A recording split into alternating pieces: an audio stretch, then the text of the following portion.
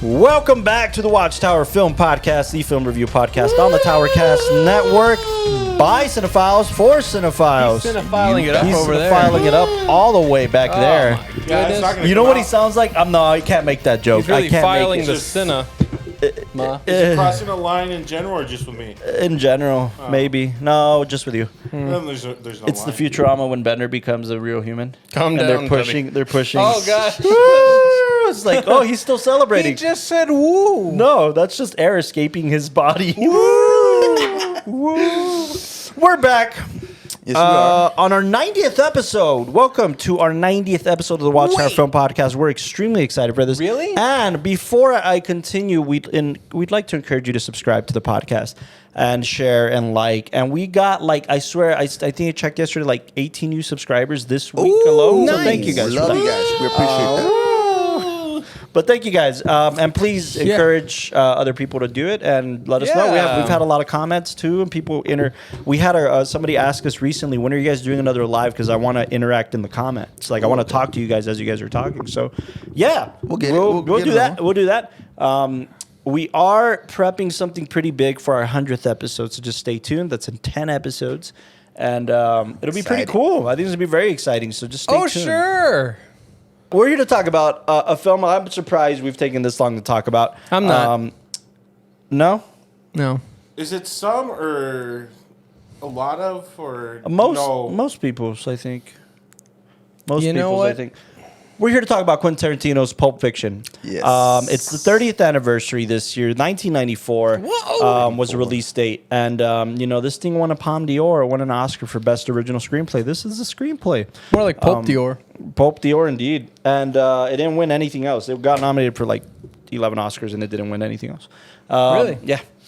But it was the talk of the town. Quentin, in his intention, it was the talk of the town.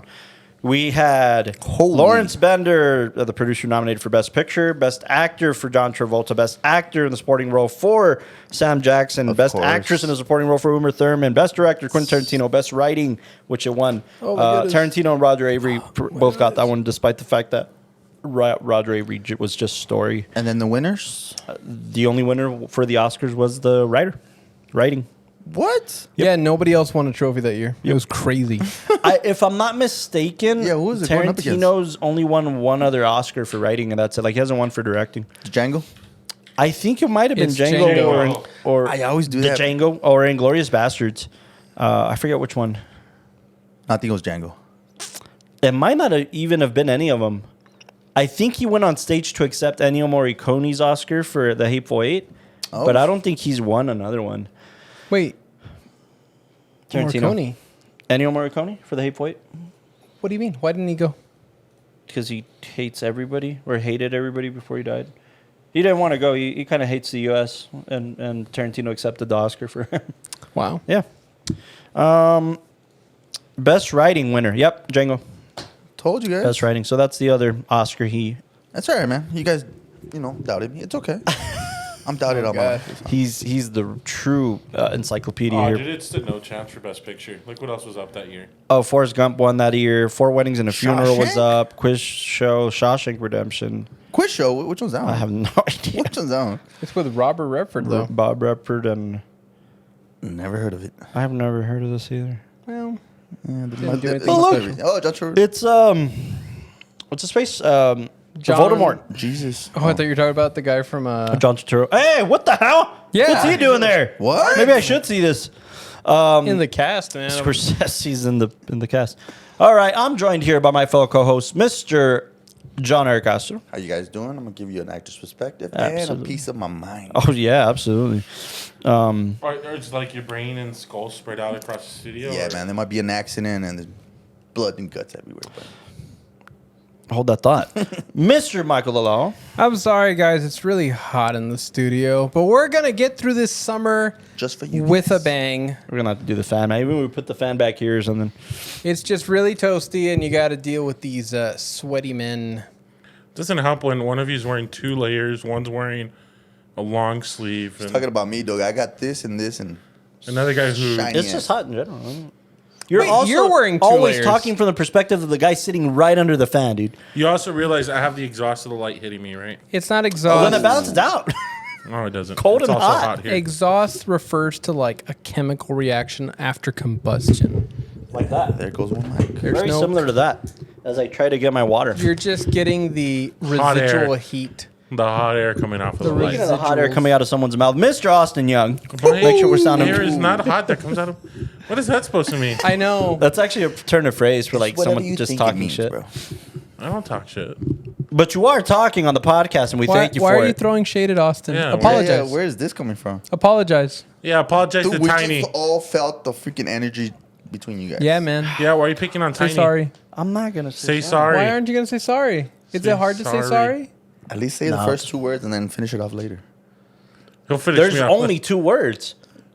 No, I am.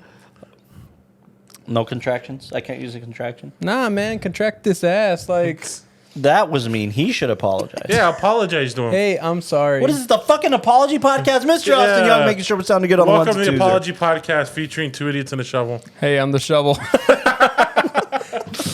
He took it right away. Yeah, he's like, fuck this, I'm the shovel. I told you, right? Like, the podcast idea is 2 idiots and a shovel, and every week we're gonna cut to the shovel, but somebody new's holding it. So, like, that's I our see. guest, you know. So it's 2 idiots. So we're gonna and- make our guests hold the shovel for an hour? No. It's like, oh, It's random. yeah, Just a it's bit. like 2 idiots and a shovel, and holding the shovel this week is John Travolta, you know, something like that, you know. And he's just like, oh, hey, let me just put this down. Anyways, It needs a little work on it. I'm your humble film servant, Carlos Thought, offering a writing, directing perspective. Are you humble? Yeah, man. Don't emphasize that word. Where's all this coming from now? Say it in a low Jeez. voice tone. yo, we got Spicy de la O here today. Clearly. That's against me mostly, so we'll see how this podcast I turns think out. it's because he wasn't happy about the last Yeah, episode. the last episode we No, really... wait, what are we you were talking kicking up about? on the Last floor. episode we were fine. You mean but the next next week, episode? Oh, yeah, next episode. Next week we were talking about my all-time favorite film, but That's not true. we'll hint that at the end. It is Take it not back. your Oh, all-time. really? Take it back. Take it back that it's your favorite film of all That's your time. all-time favorite Th- film? that exactly. Take it back.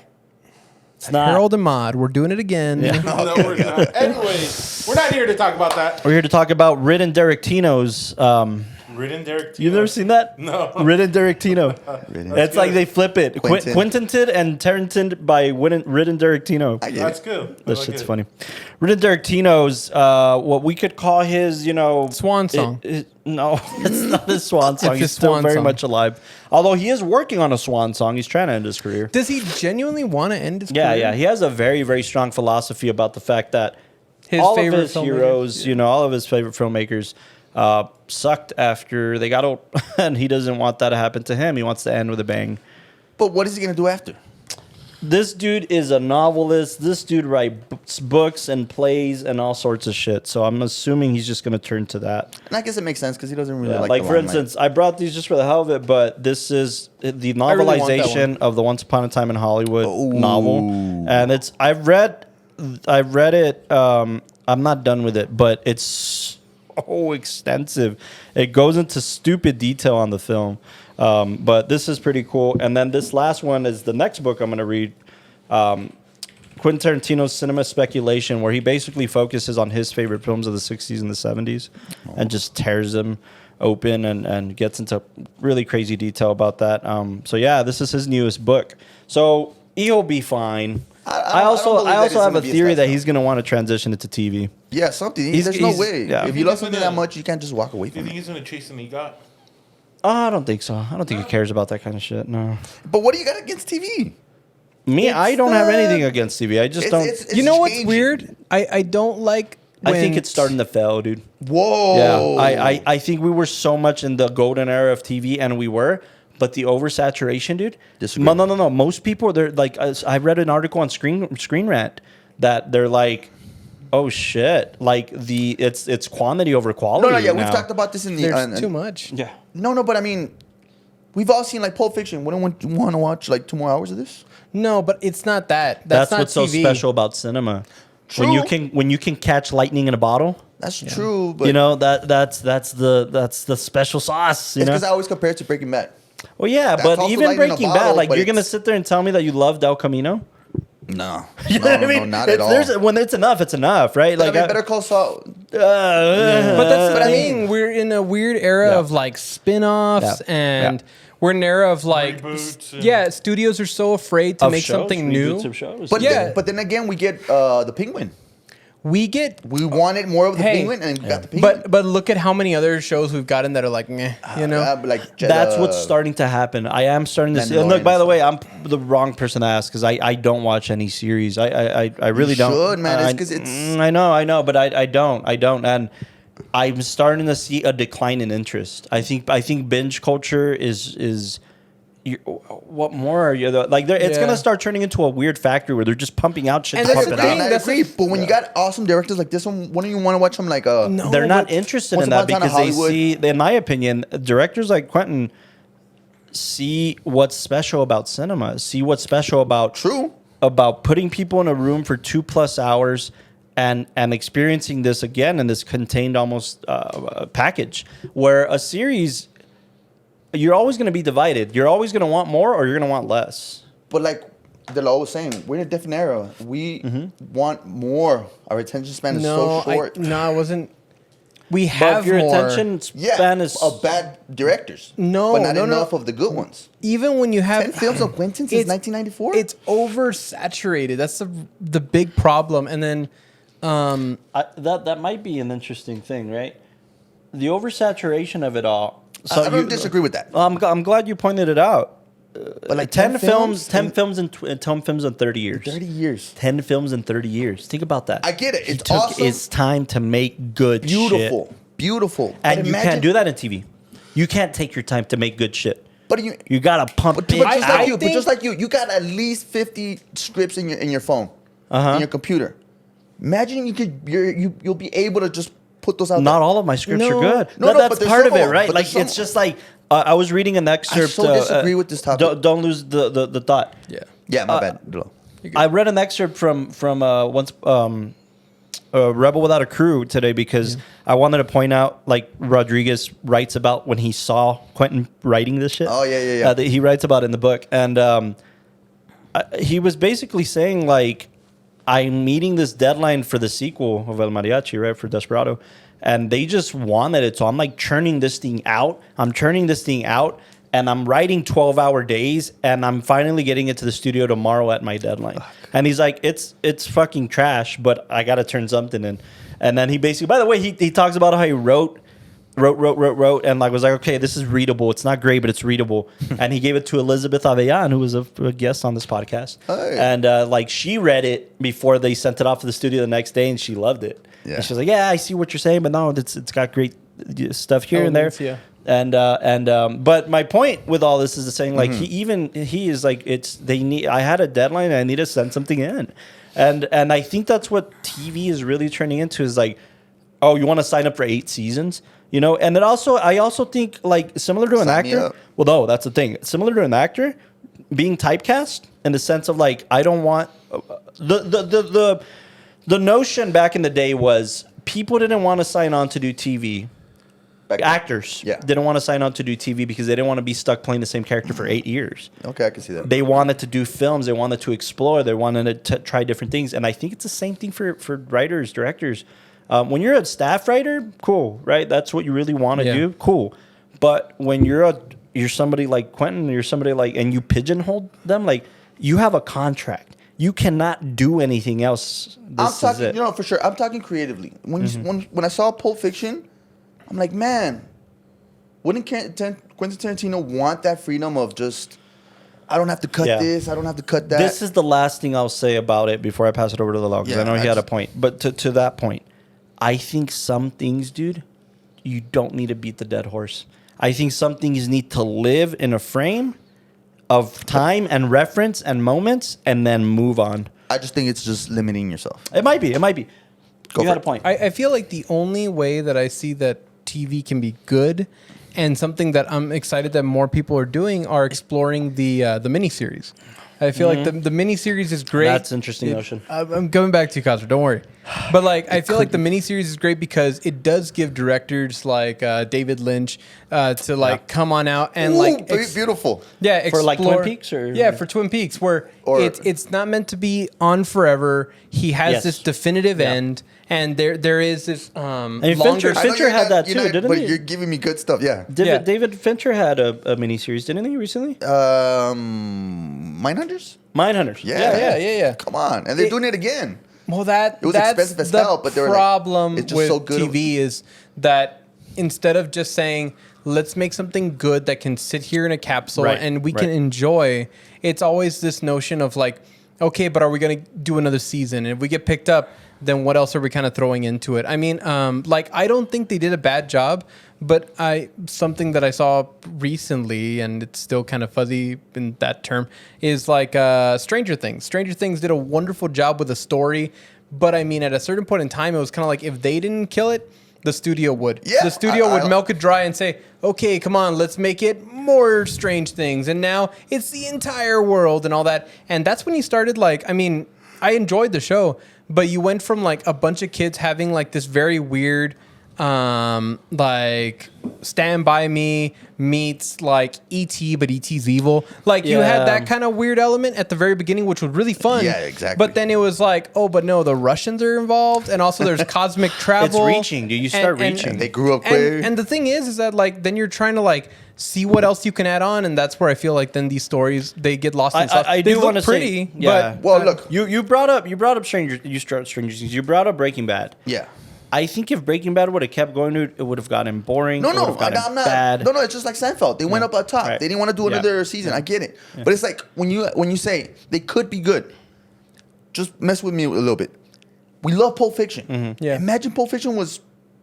I whole think season. I pitched the story to Imagine Eric this tonight. was the first episode. I pitched the story It's- to it Eric could be tonight. done, Well, that's the 'cause we thing. The just cool saw thing it. about It's Pulp 2 hours. Fiction is that it's told in stories. It's told in situations, right? The Bonnie incident, the watch. Yeah, right. You know, it's kind of has its own divide. Like those are episodes within true. themselves, right? I pitched the story to Eric, think that's who the future. like loves this film, about doing something really cool to expand some of the other characters. Mm-hmm. And I think it could survive in that capacity. If Pulp Fiction was a limited series. No, yeah. I'm not saying like just Maybe. keep going until it sucks. No, But I think that's also what people love about Pulp Fiction is like the originality, and again containing this originality in this space, and then moving on, right? Because it's perfect how it is. Now I'm Yeah, just using it as yeah. an example. Like Yeah. we Well, we see that yeah. this could be a good first episode for something.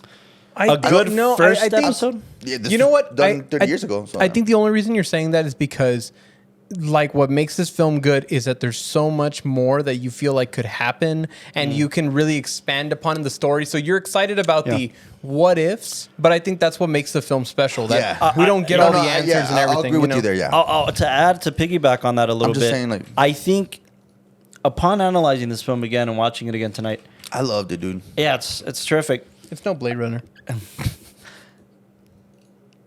It's a lot of people just fucking talking. And I'm preaching to the choir, like you're preaching. I love it, right? It's a lot of people just fucking talking, and I But that's think the beauty of it. No, but I don't think that's the beauty of it in TV. Oh, I'm TV. I think in TV, people are gonna want to see more of the action fronts, more of the gun shit, You're more of the limiting gunplay. yourself. No, Like, open your what mind. series have you seen that it's two people talking for 10 episodes That do nothing. that do not? Well, I mean, Well, they no, do obviously something, those are but not going to hold up. that's what No, this but I'm is. talking about Breaking Bad. It's a good story. It's not. It's not. yeah. It's full very action. plot heavy. But it's very It's very- plotty. Either way, Very plotty. No, but like, I mean, okay, can you imagine Oh, well, My here. Dinner with Andre being a series? Yeah, Yeah, you can. yeah. Do you think it would hold people's 10 attention? episodes of two we could motherfuckers get more, talking. Yeah, a little bit more of a background of his pranks. We got a little bit of a snippet of what he was doing. No, but just the talking elements. You just know the what? How table I think elements. My Dinner with Andre would survive is if you dove into his stories, Exactly. like of being in with the. But that's where there's plot, That's and where that's there's where plot. you're trying to get Yeah. substance out of something that there's beauty in its simplicity, but it only works for a limited time, just for this like what is it, 2 hour and then in runtime? this generation, you mentioned a In key thi- point. in this You gen- the short span. In this generation, I'm seeing, and I have a lot of friends that are like, they'll go through something that's like, oh, it's just one season. I want it to be a couple more seasons. Shoot They won't me. even see it. Shoot me. I'm 'Cause gonna they make just want. bold statement.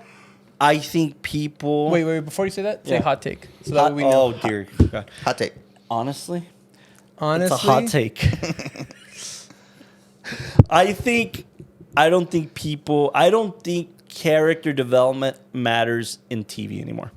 I Okay, think well, you could be the person that does put it. stupid Oh, no, plot. no, You know what I'm that's a great point because I think plot. when they teach you how to write for TV, which I obviously studied, and that's why I'm going to act like a professional about it. Right. No, when I was reading up on like how to write for TV, because we were talking about our series and pilots and all that, a big thing they talk about is you have to have an obvious flaw for your character Right. that can never fully be resolved, but is a characteristic that will lead the story forward. Like think of in Seinfeld, what's his name? Kramer. No, George. And if you think of George's character, where he's always just this Oh, kind I of think like, I know where you're going with this. yeah, Oh man, that's so The devel- interesting. the- I think character development in TV is surviving inside comedy.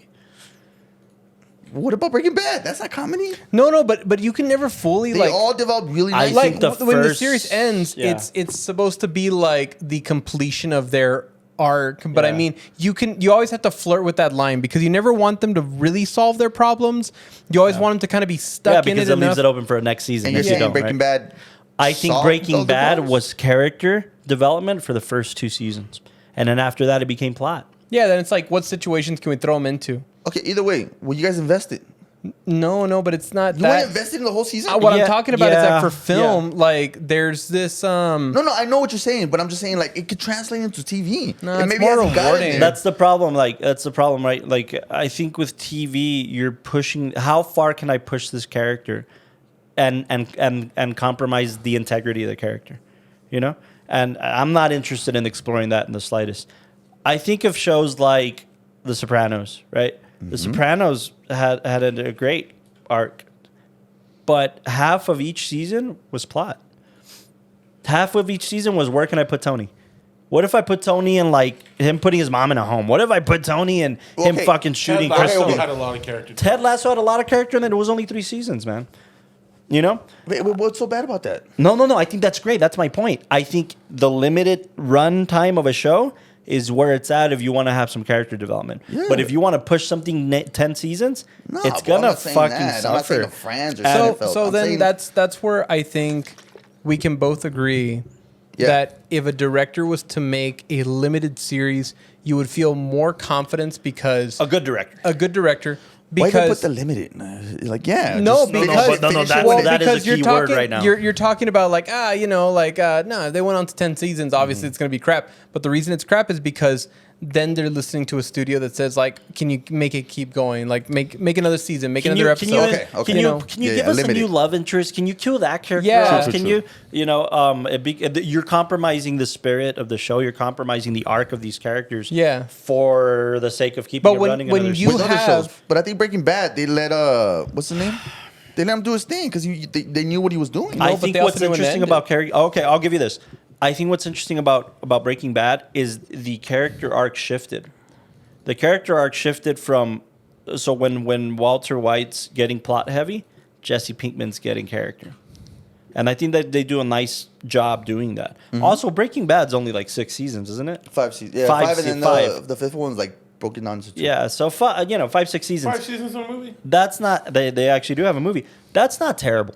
Yeah. But again, I think contained story to each season was probably 8 episodes, maybe. Yeah. something There's like that. fucking shows out there with 30 episodes a season, man. Yeah. And again, it gets as Castro likes to say, I think it gets lost in the sauce. I think that's also- where TV suffers Yeah. in So storytelling. 62 total episodes for Breaking Bad. Yeah, I mean that's not terrible. 62 divided by it's 10 more, averaging 10 episodes a season. I think that definitely I'm interested in Pulp Fiction's characters, in their stories, in their background, in what's going to happen next for them. I'm interested in all that, but the solution that comes to mind is closer to a sequel of the film than it is turning it into a series. Let's call a spade a spade. Let's call a spade a spade. By the way, there disagree. was a I planned disagree. sequel for this film. Was being the operative word. Let's call a spade a spade. Pulp Fiction is very plot heavy. It's very plot heavy, but it's so well and it's crafted storytelling of nonlinear storytelling of character building that the plot gets lost in that, and I think that's really cool. That's really special about this film. What's also very special about this film is individuality. Each of the characters, I may not be invested totally in each character the way I'm invested in a My Dinner with Andre and AB4 trilogy. But I'm invested in the individuality, how unique each character is. Absolutely. And how that drives the story forward. I think that's what Pulp Fiction has going for it. To your point, Tarantino had written a script called Double V Vega. Double V Because if we explore the Tarantino verse, and there is one, there's actually two. Tarantino's films are split up between two universes, and I think it's really fucking unique, if you ask me. Which is the first one? And not, by the way, I'll preface this by saying that I'm not the biggest Tarantino fan in the world. I appreciate what We he just does. lost all the student filmmaker Yeah, audience. dude. Everybody I just know got all the student filmmaking audience. I'm not his biggest fan, but I am a big fan of how much he loves cinema enough to respect. be there for it. He wrote a script called Double V Vega because in his universe, Vic Vega, which was played by Michael Madsen, stuck in the middle with you, that character, is the brother of Vincent Vega, who is played by John Travolta in this film. They're brothers. Wow. So Double V Vega, Vic and Vincent. Yeah. And the film was supposed to be a prequel to Pulp Fiction. A prequel of Vincent's time in Amsterdam. Oh, wow. And how his brother, Vic Vega, went to visit him in Amsterdam before all this shit happens. What are you talking about? Yeah. And it was a great idea, but he kept putting it off. And then these two fuckers aged badly, and they couldn't do it anymore. And that's why they didn't do it. But he did explore telling more of this story. And then, what was his next film after this? Kill Bill? No, maybe Jackie Brown. Bill Kill. Jackie Bill Brown Kill. and Kill Bill. I think. Maybe Jackie Brown. Just add one more tiny pin while they're looking it up. Oh, 4 Room. Can I just say that all Fucking TV Tarantino's a looks cheater. too pretty and just all looks the same now? I agree. I think it it's all- that Ozark, Stranger Things thing everywhere. It all looks too pretty. Everywhere. And if I- The bluish, hueish thing that they It's put in everywhere. Ozark. It's everything. Everything looks like to the desert of New Mexico. they're just Dude, trying to make it look like when cinema. no. This is key. Answer my This is question. key. He said now. Fucking Breaking Bad ended 10 years ago, Castro. Yeah, Ozark too. Ozark was like Ended? 2 or 3 years ago. 2 or 3 years ago, not a decade. Exactly. Okay, it's I'm 2000. talking mid-pandemic on. Okay. Oh yeah, that isn't different. Okay, wow. Everything looks the same. I agree. It But all- I'm saying we've seen what could be done. Stories are boring now, man. No, but I'm saying that we've seen the gems that have come out of like all these Dude, whatever. the The Prince is dead. the best thing that has come out in the last year is something called Baby Reindeer. What the fuck are we doing? No, now it's But I'm just saying, Or like, reindeer or whatever. The fuck. Honestly, obviously there's gonna be bad apples out there. No, That's it's not the just best that- thing that has come out. It's oversaturated. Yeah. And then For sure, This for is not sure. the TV No, episode for of sure. this podcast. no, it so- is. I'm I'm just saying. motivated. No, yeah, I'm just saying because Pulp Fiction, Yeah. I would have Oh, loved to I was see just doing that in the meantime, but yeah, after Pulp Fiction, So, ER. Oh, I was going to say He did that an episode of ER. There you he go. cheated ER. because he did a No. film called 4 Rooms, which is an anthology with 4 directors that take place in 4 different hotel rooms. That cheated Robert shit. Rodriguez, Quentin Tarantino, and 2 dudes who I don't know. No, genuinely, they're not well-known directors. One of them might be. The other one, I don't know who So they the are. 2 dudes this guy does not know. Yeah, is- look, Allison Anders, Alexandra Rockwell, and Robert Rodriguez. I don't know who Alexander That kid looks scared. he is. He looks like Pedro Pascal as a Yeah, kid. dude, he does. Pedro. Anyways, that's kind of cheating. That's a film. He directed for that film. There's also cheating with Kill Bill. He's kind of cheating with Kill Bill. Anyways, Jackie Brown was the next thing he did. Super original. People love it. Not my favorite of his, but people Kill love Bill? it. No, Jackie Brown. Oh, okay. Yeah, that one and I Sin City. love Kill Bill. Kill Bill's probably my Can you click on Jackie second Brown real favorite quick? thing of Tarantino. Third favorite thing of Tarantino's. Where's the second? I know once is the first one. That's the only thing he's worked with De Niro on. Yeah. Is Jackie Brown. Oh man, I love Jackie Brown. never seen it. It's It's a peculiar film. yeah, There. exactly. It's Sir. I need to give it another shot. I do need to give it another shot. However, I saw Black Dynamite. Oh, talk about a jam, dude. there's a really interesting trajectory to get to, Ah, motherfucker. to Pulp Fiction. Ah, that's right on there. We should talk about it on Comedy Month, maybe. Yeah. We should have like an exploitation month or something. That'd be cool. Tarantino would love that. He loves exploitation films. Yeah. No, but getting back to Pulp Fiction, I think there's a really interesting way how we got there. Tarantino obviously blew up with 2 key films. he wrote a script called True Romance that was directed by Oliver Stone. And True Romance, Natural Born Killers, those were the kind of two things that he wrote. Natural Born Killers? He wrote it. Yeah, he I love wrote that the film. story. Wow. And Oliver Stone Tony Scott did True Romance. Oliver Stone did Natural Born Killers. Yeah, exactly. And Oliver Stone With, and Tarantino kind of hated each other. Tarantino hated how that film came out. I love Oliver. Yeah, and Lois Balsam. I like most of Oliver Stone's work. Oh, Woody Harrelson. Yeah, Woody Harrelson, dude, with the glasses. Julia Lewis. Anyways, so he basically got to sell these two scripts. Before he sold these two scripts, he was working in a video store, like a Blockbuster. Yeah, I've heard that story. And then there was kind of a porn video store also. Was it actually? Yeah, genuinely. He worked at a No. porn theater. He worked at a porn theater in addition to the video rental store. Yeah, but I heard like the point thing was like all the ones, the video stores had the one with the point in the back type of shit. No, he worked in a theater. Oh, really? Yeah, I don't know if it was before the video store or concurrently, but he worked in a porn. He was an usher at a porn theater. This is when you had to go to a theater to watch it. Before. Right. That explains a Think lot. like The Departed, right? Like that theater. Yeah. Yeah. So With the fake cock? with the fake cock, I'm sure there was many fake cocks in there. So he sells these scripts. He finally gets his foot through the door, and then he has Reservoir Dogs. Lawrence Bender plays probably the biggest part in the success of Tarantino.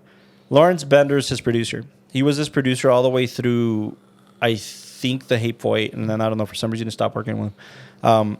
Lawrence Bender basically said, dude, like Tarantino was just trying to raise like $100,000 to make Reservoir Dogs.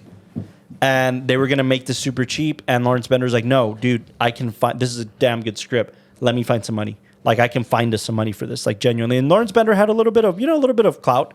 He had done some other shit. Nothing as big as what he would do. But he had some Quentin, but he had some credits to his name. You know, he could have a sit down with studios and try to get some money. What he ended up doing was giving it to Harvey Keitel. Inglorious, I think, is the last thing. Inglorious, okay. He gave it to Harvey Keitel because he knew Harvey Keitel from another film they worked on together. Harvey Keitel fucking lost his mind. He loved it. Yeah. And he basically was responsible for the studio. I think it might have still been Miramax at the time. For the studio, Touchstone, somebody to get behind it. Like, no, we need it. So the budget went from $100,000 to when Harvey Keitel signed on, it ended up being, well, I thought it was 1.5, but about $1 million to make Reservoir Dogs. Reservoir Dogs gets into Sundance, goes to all these festivals, fucking great. Yeah. And now he's fucking the talk of the town, right? I love this era of cinema because it's the start of the indie boom. It's fucking Tarantino and Rodriguez taking over Sundance Kevin with Smith. that came later. Yeah, because Was it Clerks 95? Oh, you're right. It was Clerks, Desperado. El Mariachi. Well, no, yeah. El Mariachi and Reservoir Dogs. Yes, Reservoir Dogs. And it's the big indie boom after that, right? Mariachi was the one or Desperado? It was Mariachi. That's the one that went to the... Yeah. What? Yep. Have you seen it? That's kind of the whole point. Yes, I've seen it. That's kind of the whole point. That's why Rodriguez was dumbfounded, because Rodriguez wrote the book of saying like how a $7,000 film got into play with big Hollywood players. Wow, that's I didn't know that. And basically, like, he has this running joke, which is actually true. He's like, the craziest thing about screening my film at Sundance is that the logo at the start of the film costs more than the entire film. Like, that's Wow. the logo, making that logo cost probably $10,000. Iconic, bro. Hell You know, yeah. so like, it was this great, again, space, the Wild West again. Video starting to come into play, so like people sort of stop shooting on film and they're shooting on video, and the start of the digital age. So it's this weird kind of mix.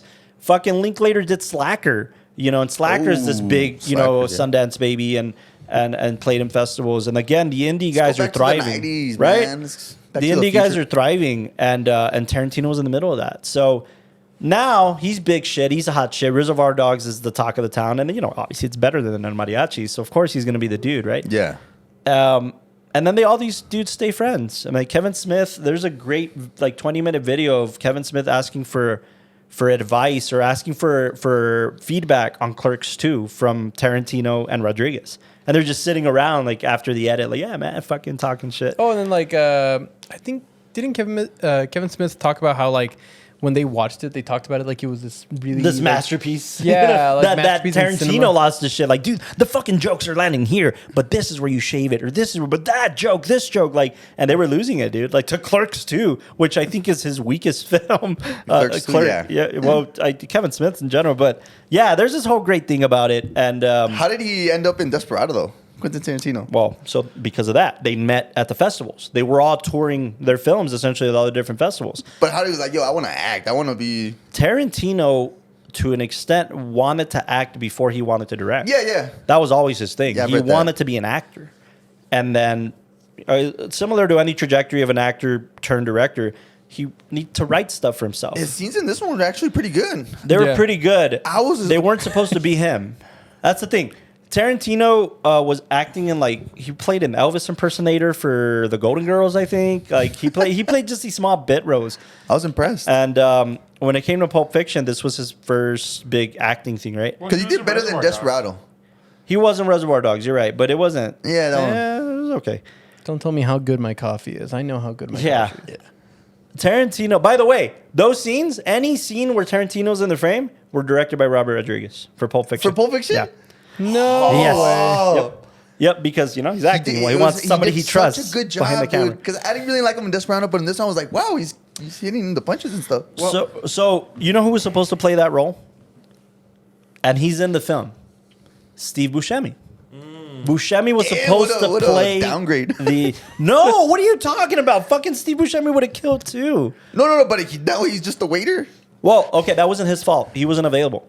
Oh. I think he was on No, yeah, the downgrade was the waiter. No, it would be awesome. It would have been. Spy Kids or Billy Madison something. He was signed on to something else. He couldn't do Oh, it. you probably would have So in order to Spy make up Kids? for it, maybe that's too late. Maybe Yeah, it was too like late. Billy Madison or something. All right, this is 94, so they probably shot in 93.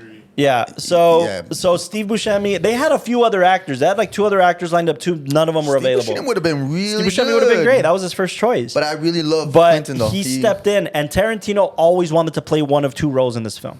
He either wanted to play this guy, Jimmy, or he wanted to play Lance, the drug dealer. Those were his 2 options. Oh, was that the fun fact about Lance that you were going to bring up? No, not. Yeah, that was half of it. Oh, do we want to quickly just rapid fire ratings? You're right. Yeah, sure. Who picked this film? Awesome. I did. You picked it. You go around. Rapid fire, so we can get back into it. Let's start with Austin and go. Counter? Yeah. Counter. 8. Whoa. 8. Get out of here. Fair. 8.3. Fair. Are you yawning or are you in shock? I'm shocked. I'm in shock, bro. This one is Cult I have classic. something to say about that. This Got is a like the lot more of grievances. the more I see it, I have something to say about it. I don't think it's his. I think. I don't think it's his standard anymore. Remember, it came out 30 years ago. Remember, people. No, but you know how every director has their standard.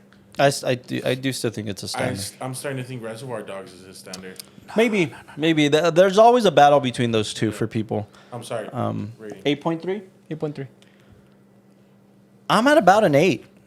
I'm at a solid 9. I was gonna go with a 7.9 actually. I'll go with a 7.9. I'll give it a 9. I agree with Austin. The more I see it, the more I feel like, What about it? man, they got lucky. Like the hitting with this got kind of lucky.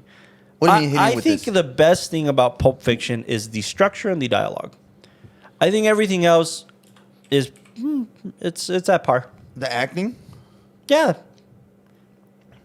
I'll be honest, the cinematography was kind of mid. Yeah. I'll give you that. Yeah, I mean, it's the 90s. There's I like mean, so No, many but- soft shots in this fucking No, film. but not I'll even give you that. Oh, I- really quick to the Buscemi thing. I couldn't figure out what film he turned it down for. But like a little callback to Reservoir Dogs, they had him be The waiter. The waiter. Because of the opening conversation. yeah, Yeah. because he refused to tip in Reservoir Dogs as his character. There's a whole theory, and you can find it on Screen Rant. There's a whole theory, just while we're on this, there's a whole theory that Steve Buscemi supposedly came up with on his own. I don't know if it's true or not. Tarantino's never really confirmed. he's a genius, eh? That his role in Reservoir Dogs, Mr. Pink. Pink. Mr. Pink, him being a Buddy Holly impersonator waiter, is the same character. Oh. Because one of the prevailing theories amongst fans is that what's in the briefcase are the diamonds from Reservoir Dogs. And he, Mr. Pink goes to fucking jail, and when he comes out, the diamonds are in circulation elsewhere, but he goes to work as a fucking waiter. When you opened the suitcase, it looked like a gold That's what I thought. shiny. By the way, since we're on the briefcase, I do think one of the good things about this film, I think the suitcase is the textbook and probably like the way most people should follow how to write a MacGuffin. A MacGuffin. What is that? A MacGuffin is the object that's going to drive the story forward. The briefcase, yeah. I agree. I also think we didn't see it enough. We see it only in a few spots. It's more for the characters. Like. Yeah. It's at the beginning and at the end. Yeah. That's it. Yeah. There's a great theory that's very interesting about the briefcase. You're going to look at me like, and there's a lot of supporting kind of facts behind it. Hit me with it. The theory is that It's a religious artifact, right? It's the covenant? sort of. The theory is that what's in the briefcase is Marcellus Wallace's soul. I've read that. And in a lot of like rituals where the devil takes your soul, he takes it through the back of your head. And that's why he has a Band-Aid on his head. Tarantino's been like, no, he cut himself shaving. And that I thought that was a whole just other thing because looked you know how people have hair transplants and they take it off from their hair? They have a big slash I in the don't back. ever in my life seen Ving Rhames with hair. You could have tried. I'm saying, Maybe. Joe I've heard Rogan it- has the same scar. I've heard a theory that it's the meaning of life. But what do you mean though? But in a suitcase?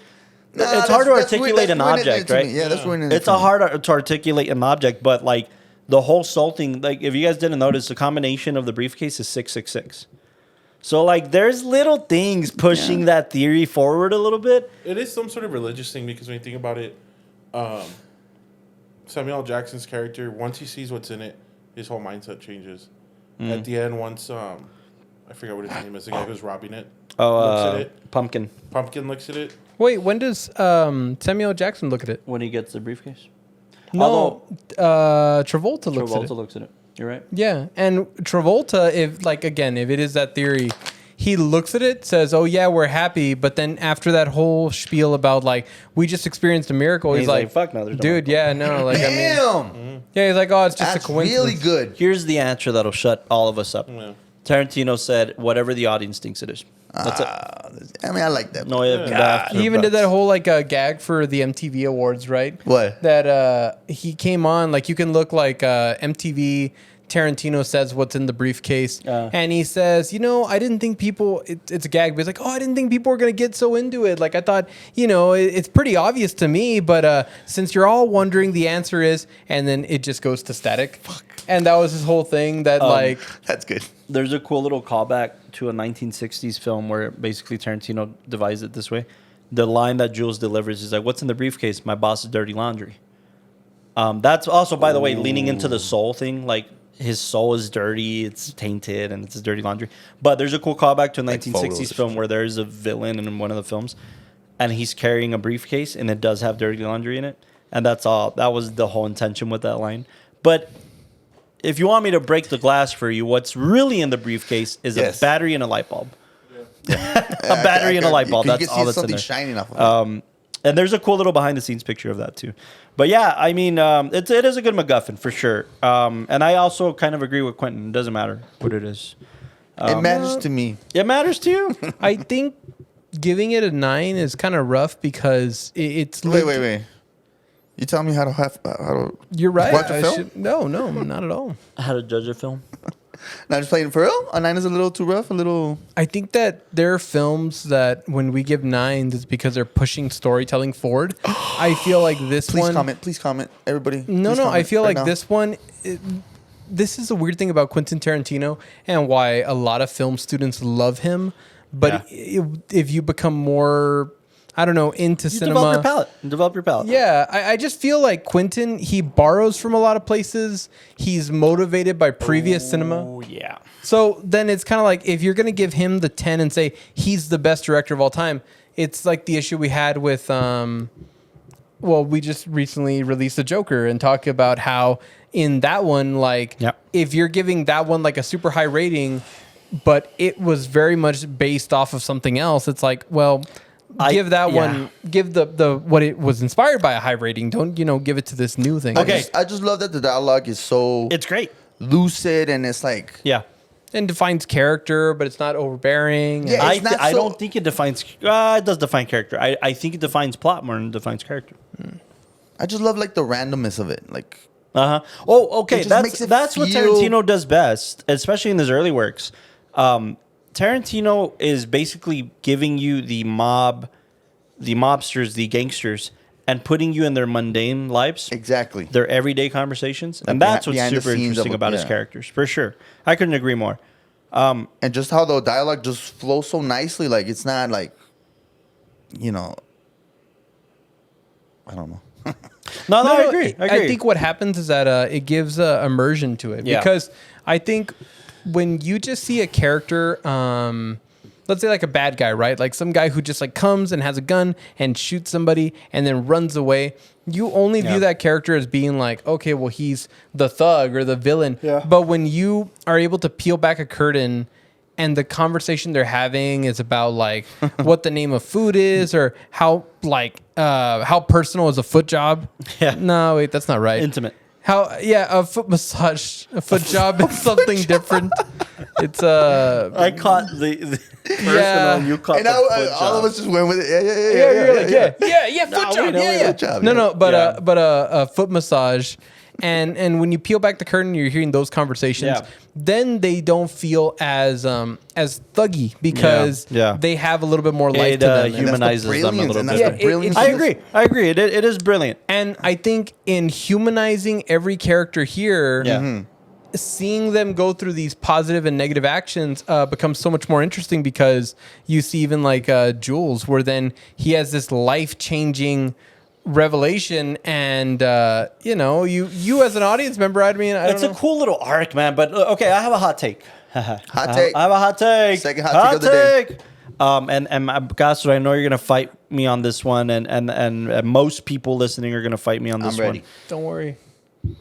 I think Pulp Fiction, though, as masterful as it is, and I'd see it. I'll watch it anytime it's on. It's kind of lame as butts. It's kind of no. I think it's a firework. I think it shines bright. I think bright people like a get caught diamond. in its flashiness, What? but I think it burns out. I think on it's a that. firework and not a star. Where I think, like, when it comes to cinema, stars are gonna keep flashing, they're gonna keep burning, and Pulp Fiction's gonna be like, whoa, and then it's gone, it's done. Like it burns out. That It makes burns no out. sense because you just started this whole conversation with, every time I see it, it's on. I see it. I have to see it. That means nothing. What Dude, do you mean? rewatchability is not just that. Rewatchability. You said it was a firework, and then there's nothing to watch. I'll keep That's a rewatching. firework. I said it's a firework and then it burns out. There's nothing else. I don't walk away from Pulp Fiction thinking about this film. You know what I mean? Like, I don't walk away like, oh man, yeah, that's Here, like, It doesn't inspire you or even like translate to to some of your dialogue. Like no. I'm not. what?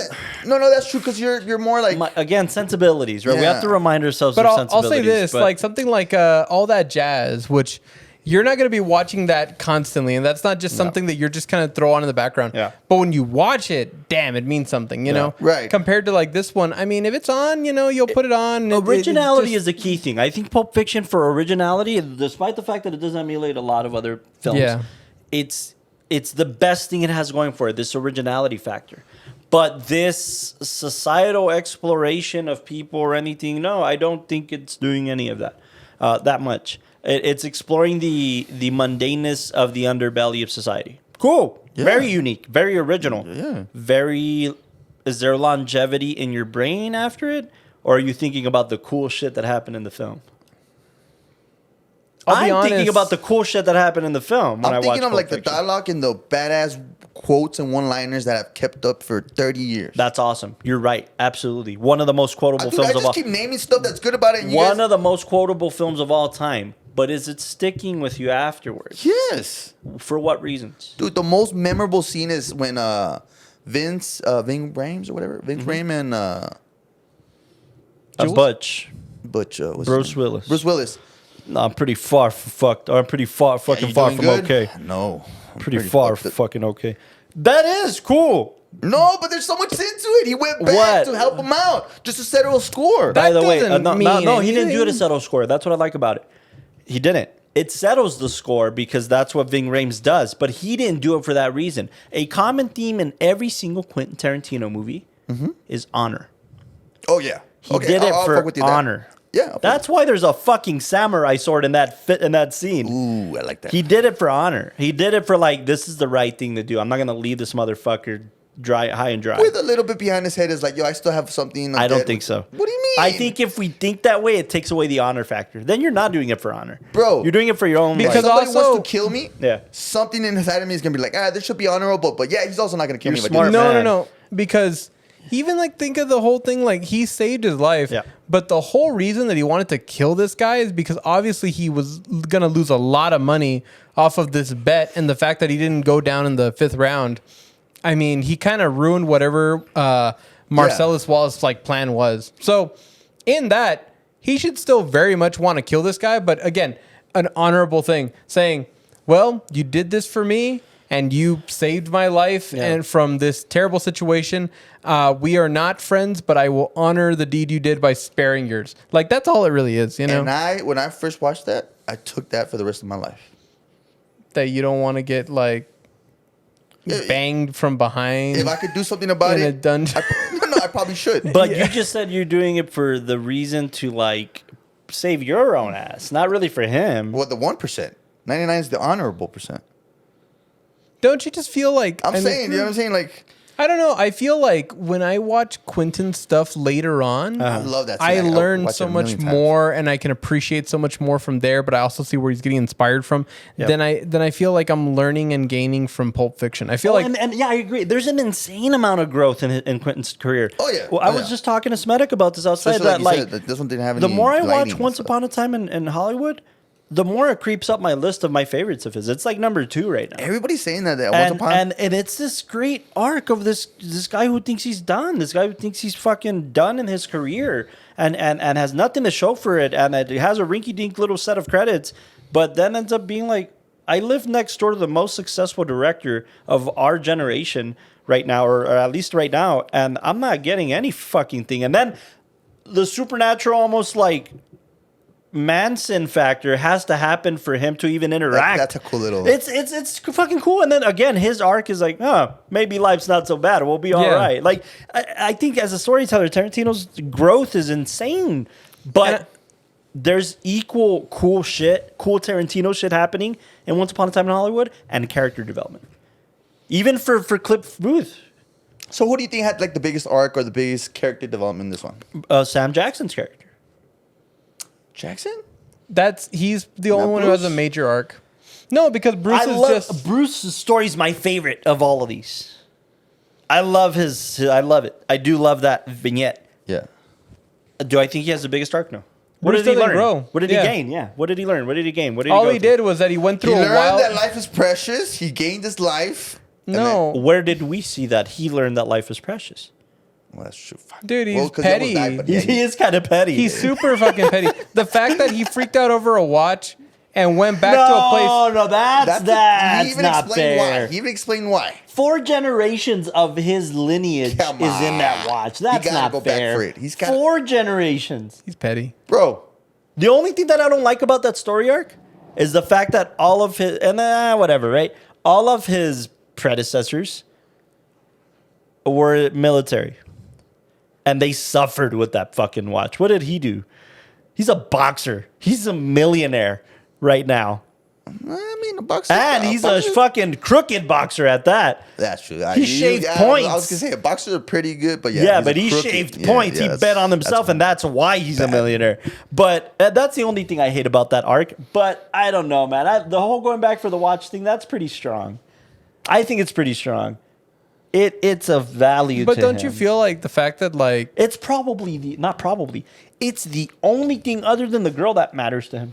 no, because even the girl is just kind of like, oh, here's some money, I'm gonna go and eat your fucking pancakes. He's pissed, just like any other man. Yeah, but does he yeah. hate her? No, absolutely not. Nah. No, he does. Oh my He just god! sat down on the couch and he was telling himself, okay, he has no. It's not your It's fault. not your fault. I didn't tell you how much this thing meant to me Exactly. or why. I think the watch Nah. thing is cool, and it's also, but it is a very strong plot device. It's super strong.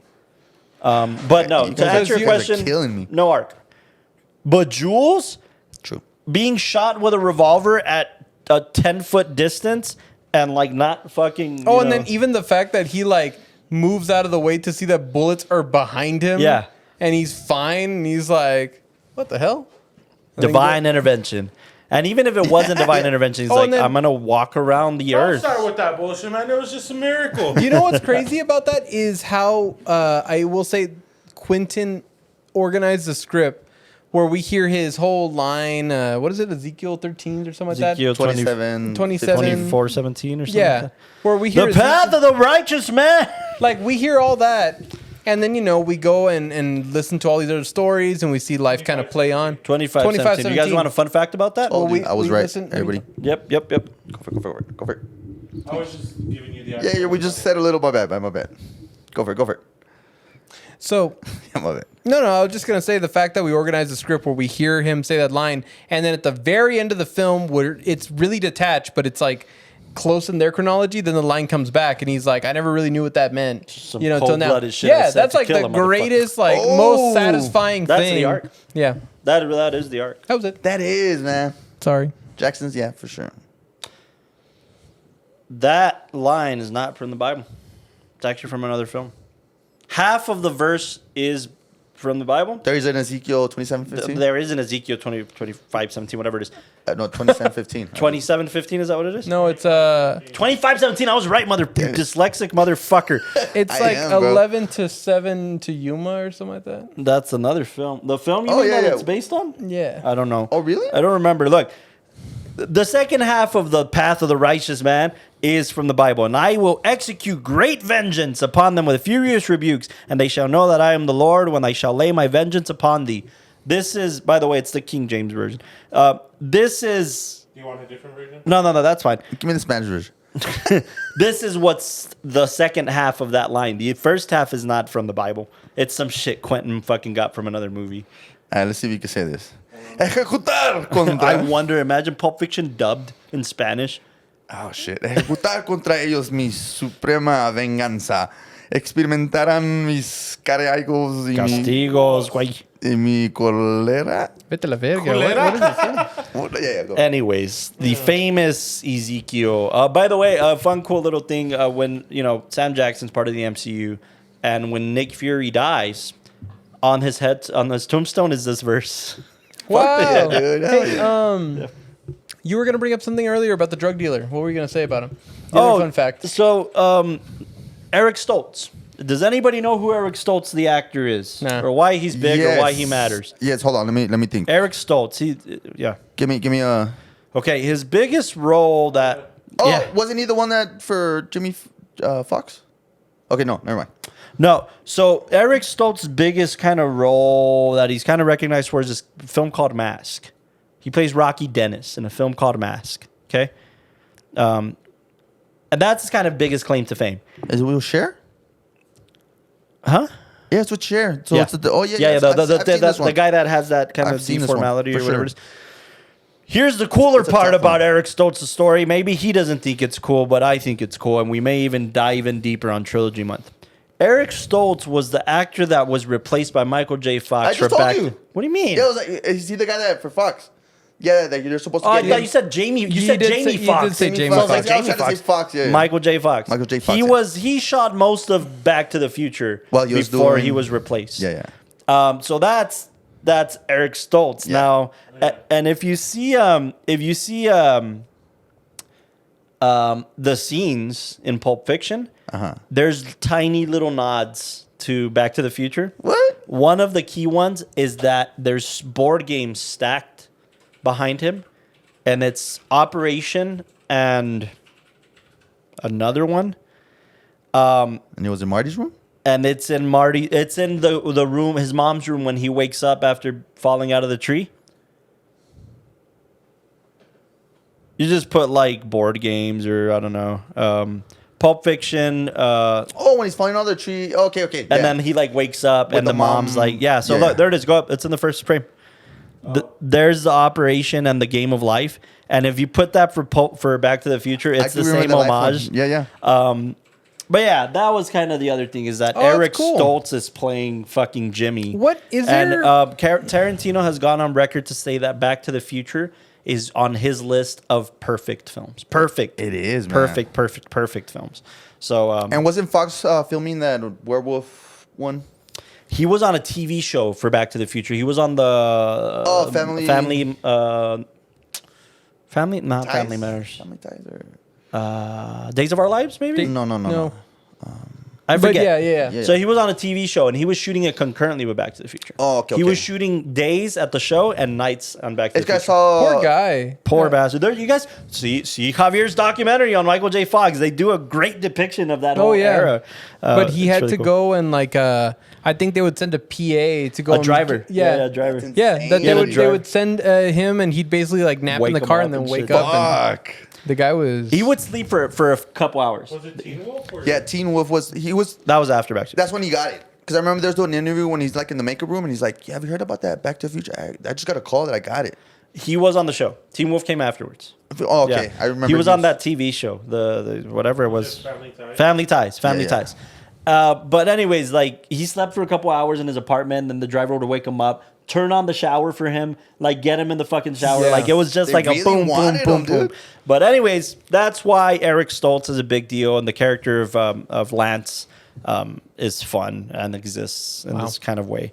Again, if it wasn't Eric Stoltz, Tarantino would have wanted to play that role. Is Eric Stoltz also the one from Butterfly Effect? It is. He is. Yeah. Wow, I do remember. I hated him. Yeah. Oh, So like- Eric Stoltz. We got a fun little fact about that. Fun guy. little That's all that really was. Wow, that's cool.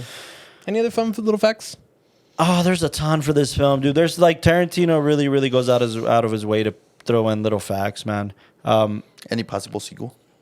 No, definitely not. Fan made, basically. Maybe. No, there's cool little things like even like in that scene, right? Why does Mia overdose? Well, because she's a coke addict, and we know that throughout the film. And God damn. hot damn, I said hot damn. But it's because it's heroin. She's a coke addict who thinks it's so cool, man. It's actually wrapped up really nicely. Again, structure for this film is everything.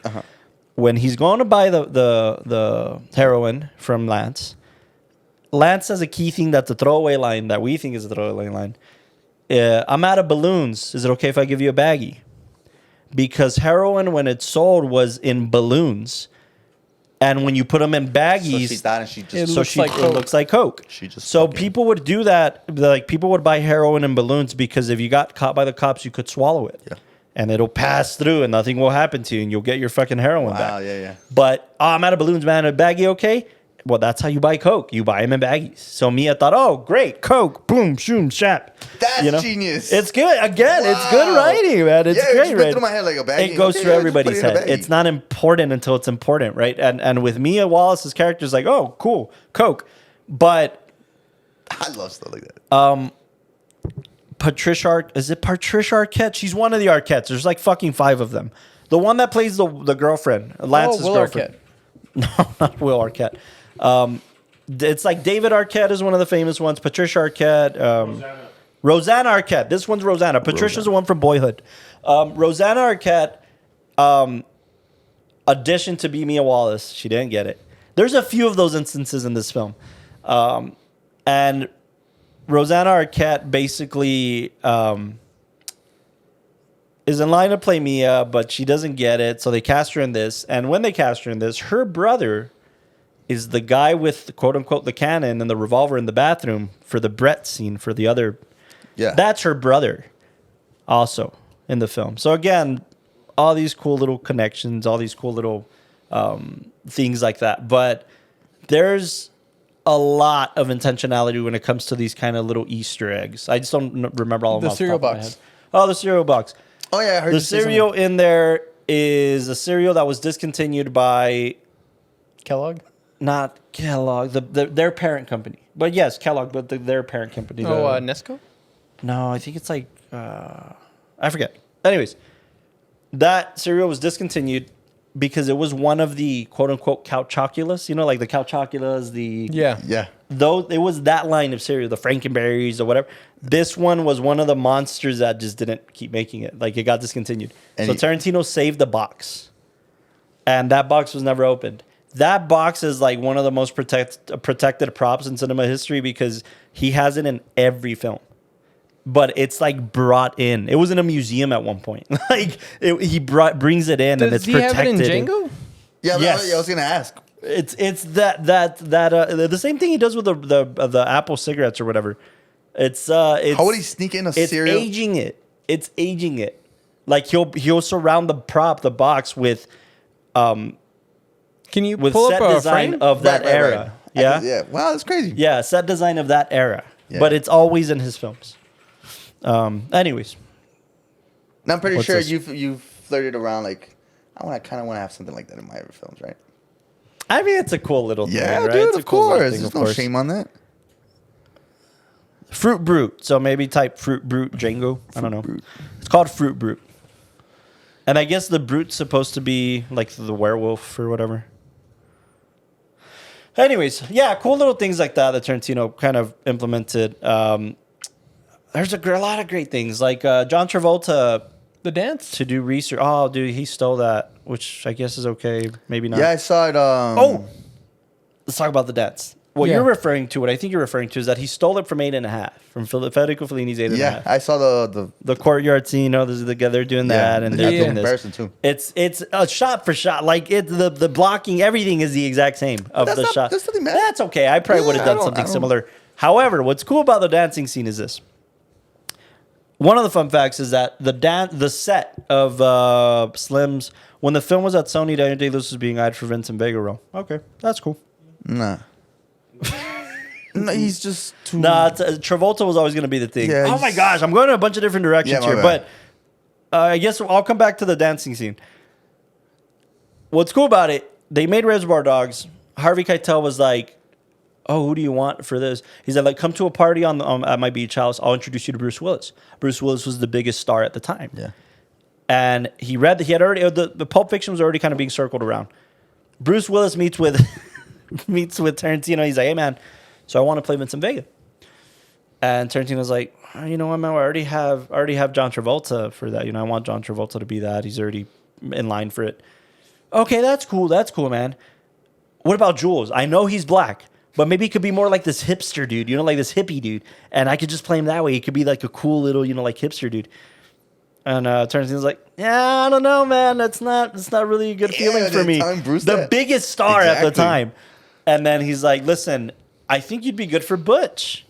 Can you reread the script?" And he's like, "Yeah, I'll do that." And Bruce Willis told him, "If you hear from me by tomorrow, I'm in. If you don't, I'm out." He gets a call. He's like, "All right, man, I'll do it." So he He's plays perfect Butch. for that, yeah. Yeah, perfect for it, right? Perfect. I couldn't see him doing. John But it Travolta. was because of Harvey Keitel. Wow. You know, through Reservoir Dogs and Reservoir. being friends to do That's that. crazy. But yeah, him being attached to that too. There's a couple of characters in here that auditioned to be the main characters and didn't make it. One of the I guess the bartender, the black dude, he was like this close to being Jules. He was the one that like Tarantino was like, "Oh, this dude's fun." He's also like a star from like B and C. Yeah, films I've seen and him. shit. Yeah, I've seen him. And like Tarantino's like, "Yeah, this is the fucking dude." He you know? doesn't have the swag that You don't think so? No, He not at might all. have I been. think he could have pulled it off. Jackson. In the little like Compared to bits I was Jackson? seeing, yeah, no, I think he could have pulled it off. He has like a Latin name, but anyways, he was in line for that kind of stuff too. Crazy. Anyways, yeah, bringing Casting was perfect though. Casting was yeah, perfect. yeah. Camera was weak. Bringing it back to the dancing scene, the set of Jack's whatever it's called, the Yeah. Jack Rabbit Slims or whatever it's called, was the most expensive thing about this film. Was How? building the set. It was a good set. It That was fucking worth thing. it. It was worth it. Not only that, but another one of those cool little things that you were saying, Casino. You know how like we're led to believe like, oh, they fucking won because they got the trophy. There's something in the radio. There's a couple little radio shots where in the radio they're like they stole the Yeah, fucking they're- trophy. Yeah. The trophy was stolen, Oh, so they really? didn't win the dancing competition. What? Yeah. Again, cool little Because I things. remember like watching the little like dance and thinking like, you know, that's kind of silly. That's like, lighthearted or whatever. Yeah, like and then they won off of this Oh, dumb they're little. fucking criminals. They live in the underbelly of society. That's Why true. would they fucking want to win a dancing competition? By the way, leaning into the whole duality of universes, I didn't really elaborate on that. When she's telling the story about being on the pilot, Yeah. If you really think about it, her character is the one that she's describing is her character in Kill Bill. Oh, my character was good with knives. She was the deadliest woman with knives. In Kill Bill, there's a line that says, the Black Mamba or whatever the character, right? That was Black Mamba. She's the deadliest woman alive. So the two universes of Tarantino are the ones that he can't be that much of a genius. the ones that are the ones that think that far ones ahead. that are grounded, the characters like these mobsters who are grounded and we kind of see their everyday lives, and the people that they are watching in film or TV. Oh, so like a Kill Bill is a martial arts film that people in this universe would watch. Oh, dude, it is pretty cool. But those are the two kind of duality. Think about his westerns. The Hateful Eight's probably a little more grounded, but Django is a fucking a Sergio Leone spaghetti western. Yeah. You know? Okay, is there any confirmation? Yes. Yeah, Tarantino has basically said like these are my. Just a narcissist saying, "Oh shit, they're lighting it up for me." He loves storytelling enough, I think, to try to craft that. Come on, bro. Yeah. But anyways, again, in Pulp Fiction, her pilot is basically like. I never thought about that. You know. That could be so cool. Yeah. Yeah. Nah, but I still don't believe you.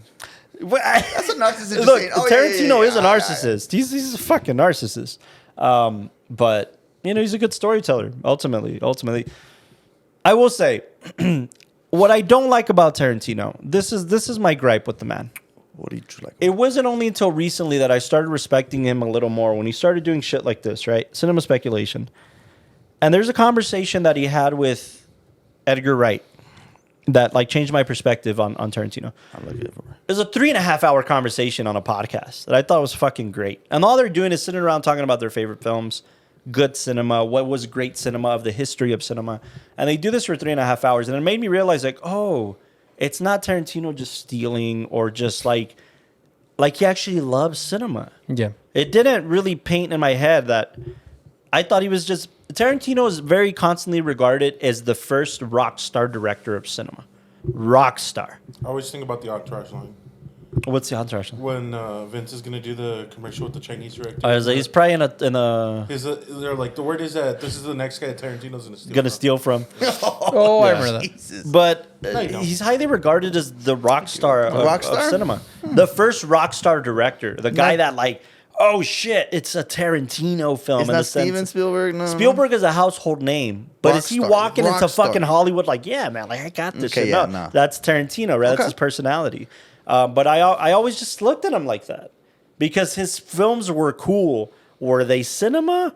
Yeah, like Get out of here. No, For the that's why I longest said, time, I like- felt that way. that's why I was even making the joke earlier that we lost our student filmmaker audience Yeah. because everybody's heard of him, and then when you watch his movies, they're just kind of cool. And even when he talks about his films, every he's like, student filmmaker's favorite director is Tarantino. yeah, But not just that, just student. I'm sorry. I didn't mean to interrupt you. no, you're good. I'm sorry. Go on. But okay, like you guys said, he got better, right?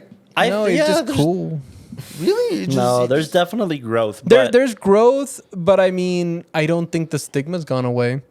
No, but he meant it to be that way. He No, still I'm just. means it. I mean, when it comes to like student filmmakers. Oh, and yeah, for sure, for people sure. getting into his like stuff because I feel like when you start looking at like more directors and more cinema, you start developing a palette and you appreciate certain things in different directors. But to just default to Tarantino, it still feels very. Yeah, it feels very scratching I the see where you're coming surface. from. It's very scratchy the surface of falling in love with cinema. It's like, oh yeah, the weird kind of interesting part. It's the easy out. Like Yeah.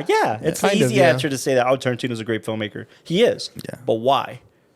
And what taught me, that conversation with Edgar Wright taught me was that they go into this whole spiel about how as much cinema as both of these dudes know, they could never hold a candle to Scorsese in terms of being an encyclopedia for cinema.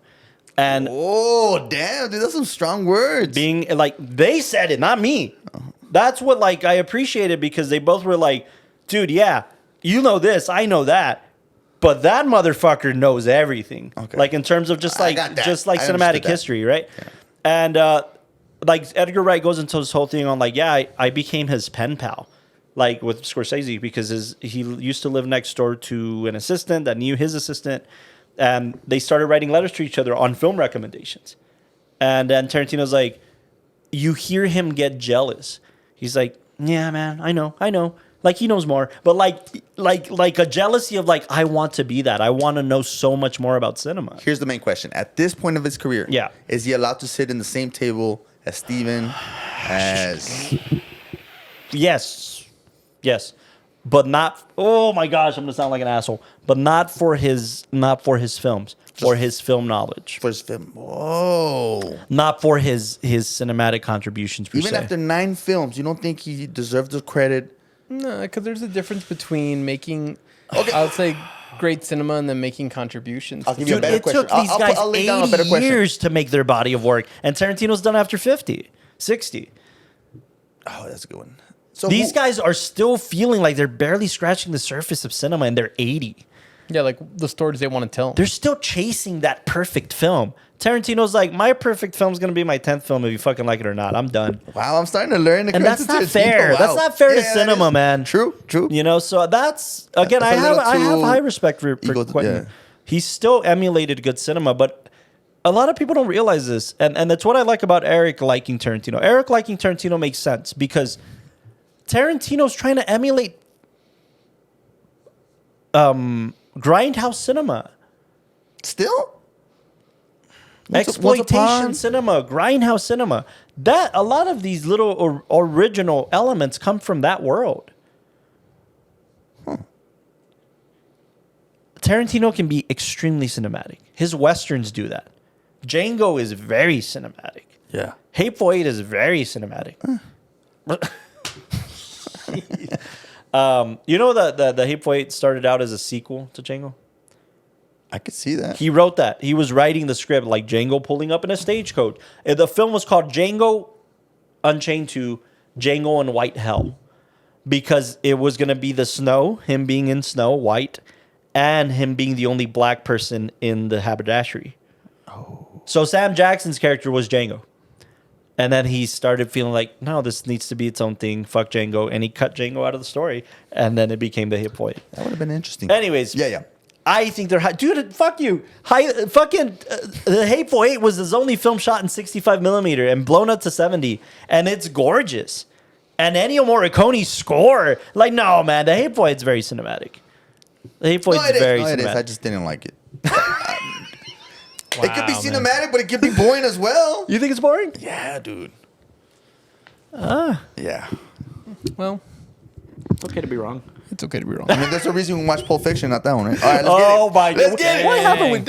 Have we done the Hateful Eight? Is this the only Tarantino no, film we've bro. ever done? We never will. Yeah.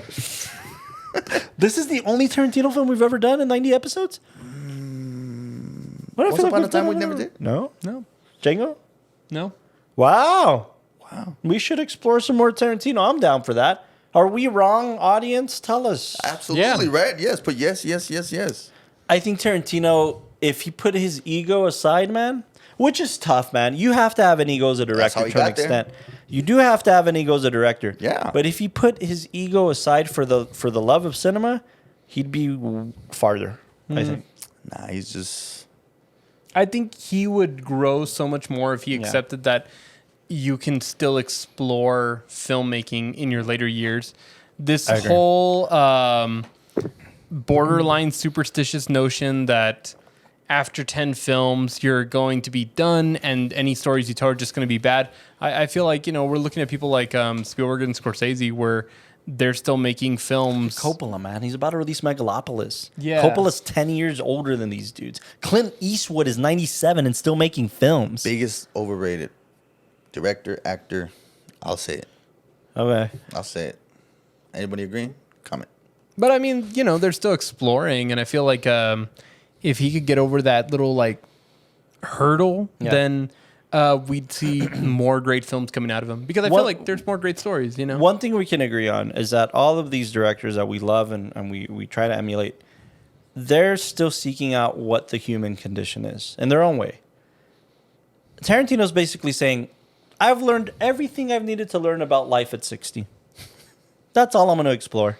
And these guys are saying, dude, I'm 80 and I'm exploring these humanistic terms that you can only know at 80. I'm starting to understand, Quentin. Okay, yeah, that is a little, come on, man. 10 films and you think yeah. And what bugs me about that is that Austin and I have this conversation a lot. Like, oh, is he going to cheat? is he gonna make the 10th film and then say, well, Kill Bill counts as one film, so I'm gonna make another Kill Bill? That's what I'm thinking too. Dude, there's a great approach to making Kill Bill, and he said it himself that if he did another Kill Bill, it's perfect because Maya Hawke's daughter is Maya Hawke is acting now, and she's a great actress. You know, and he smoothed his relationship with Uma Thurman. They had a bad relationship. Almost killed her. Because of Kill Bill. Mostly Harvey Weinstein's fault, but Tarantino played a role in that and being an asshole.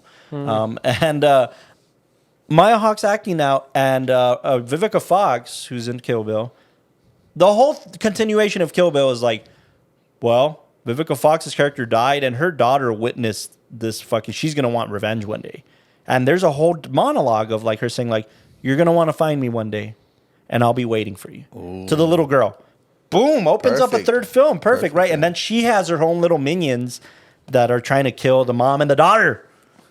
And then Vivica A. Fox is like, "Hey, well, if this chick isn't acting anymore because the little girl I don't think is acting anymore, just get Zendaya to play the daughter." That's kind of perfect casting. That's a perfect situation. Well, since he dropped his last one, is he flirting with this one again? Or? I don't know. Nobody knows. Nobody knows. Nobody knows. And then he even like abandoned ship on the idea he released to people, right? The Well, greatest that's critic. what he's talking about. Yeah, Yeah. That he kind of like since he abandoned this one, what film is he exploring? Yeah, for he's his still 10th? looking. Yeah, nobody knows. Well, I'm sure he knows. And that's pretty stupid. Like, Just to kind of tie a bow, rating changes. I want to see from y'all. Nah, mine's a 9. I liked it. I'm at an 8. 8.3. Yeah, I'm still at a 7.9.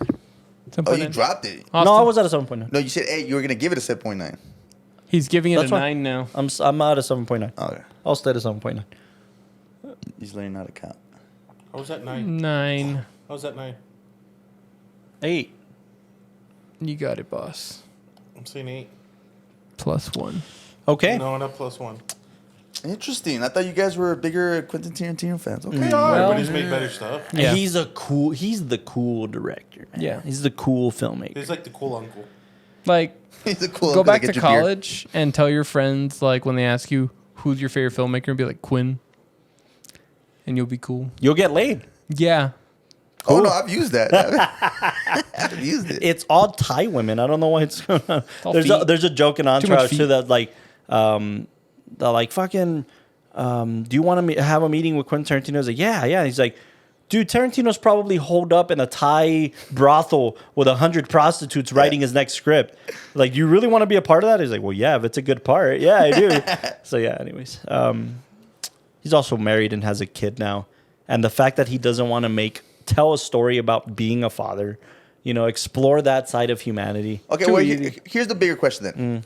If we ever did explore a film of Quentin that you guys think it's worthy, except once, which one would you guys pick? Reservoir Dogs. Or You'll Hateful go Eight. to one of his first, when you said that. Either Reservoir Dogs or Hateful Eight. I'd really want to explore Inglourious fun. Bastards because it bugs the hell out of me that I don't love it as much as people do. Inglourious Basterds. I think it's a masterful storytelling, especially that opening scene. Oh, dude, the opening scene. Yeah, is the opening so scene good. is. But I take that bet. You take that bet? I take that bet. what bet?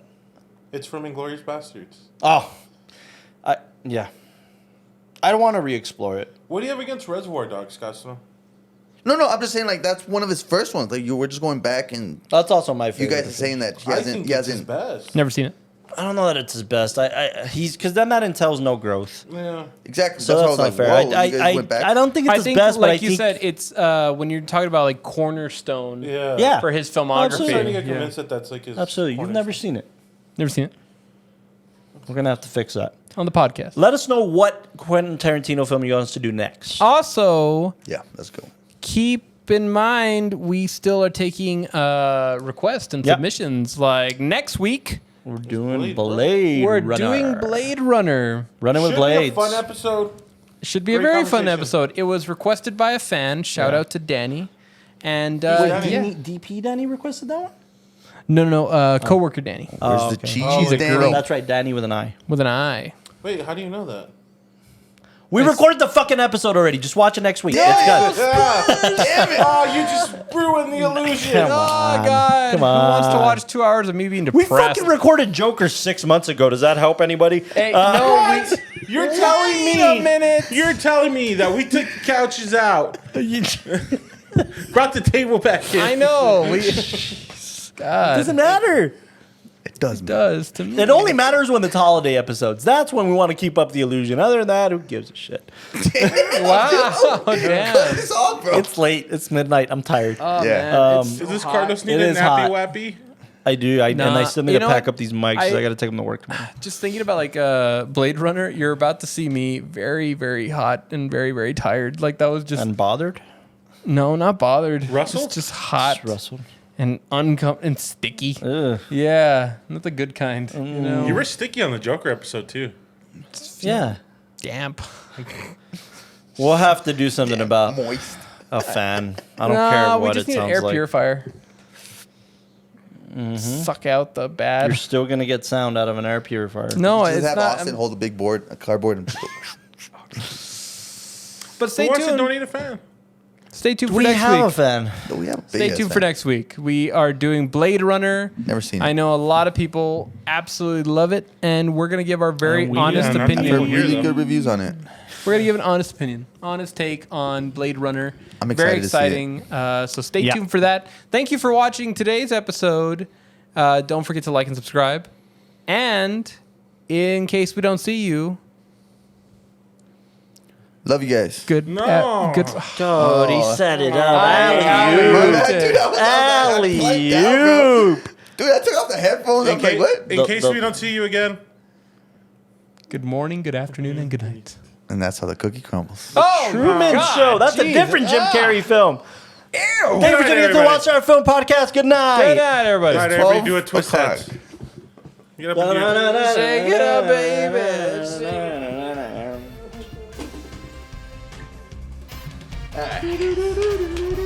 I forgot to tell him my new favorite coffee. You liked it? All right, that's where it cuts.